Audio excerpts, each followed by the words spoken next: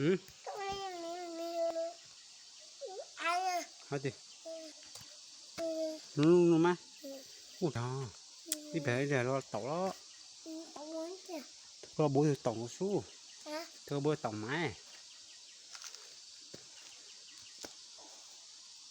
Cái kia nó giờ sao số lại. Chắc chắc.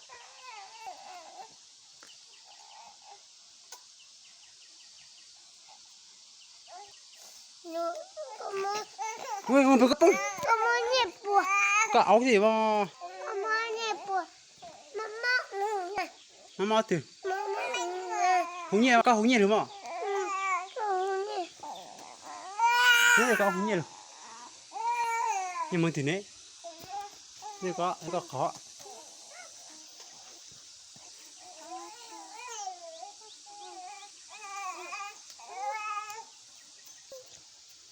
Thì cái nó có mà mã có khó. Cái nó máy chơi lại.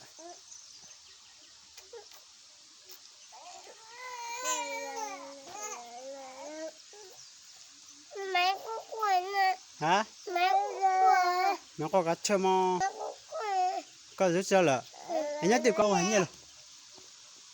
Cha sao mà áo tẹo giờ tao ra hành gì nữa. Bố hành nhỉ nữa nha. Bố hành nhiều. Bố hành nhỉ, bố hành nhỉ. Nó cái bố hành nhỉ luôn. Là có.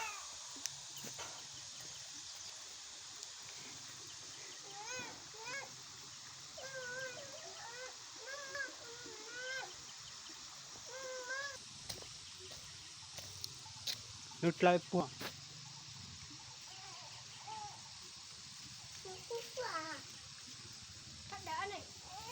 Cảm ơn. Mua mắc hay chưa? Rồi rồi.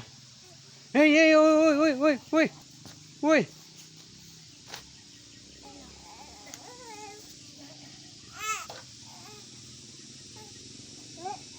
Quá rất to quá.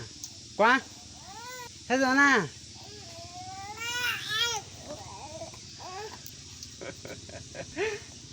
Sắp một đây rồi, hết rồi đấy.